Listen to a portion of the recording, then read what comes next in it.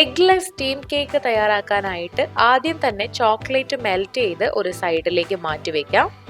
ഇനി ഒരു പാനിൽ എണ്ണയും ബട്ടറും പഞ്ചസാര, കൊക്കോ പൊടി എന്നിവയിട്ട് 2-3 മിനിറ്റ് നന്നായിട്ട് മിക്സ് ആക്കുക.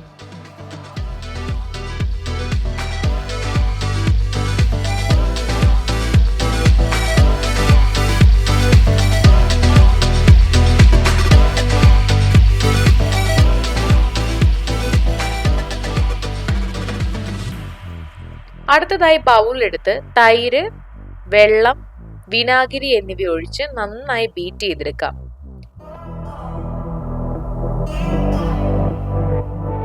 ഇനി ഇതിലേക്ക് ബേക്കിംഗ് സോഡ ചേർക്കുക. എന്നിട്ട് വീണ്ടും മിക്സ് ആക്കുക.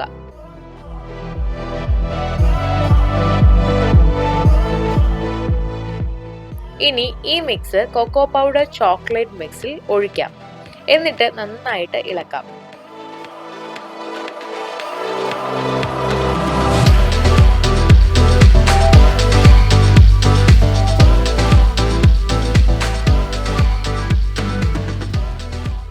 ഇതിലേക്ക് വാനില എസൻസ്, മൈദ, ബേക്കിംഗ് പൗഡർ എന്നിവയിട്ട് ഒരു 2-3 മിനിറ്റ് വീണ്ടും മിക്സ് ആക്കണം.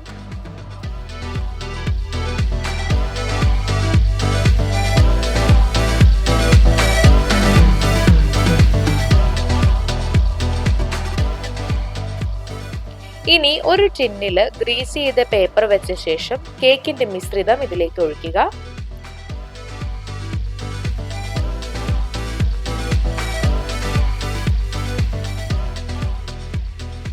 എന്നിട്ട് സ്റ്റീമറിൽ വെള്ളം നിറച്ച ശേഷം ഇത് ഇറക്കി വെക്കാം.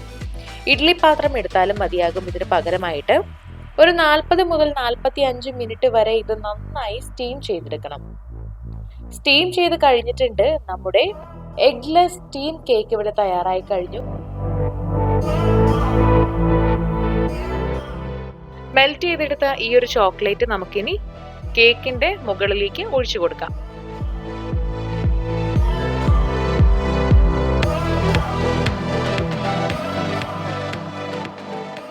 കേക്ക് കഴിക്കാൻ ഇഷ്ടമുള്ളവർ പെട്ടെന്ന് തന്നെ ഇത് വീട്ടിൽ തയ്യാറാക്കി നോക്കുക.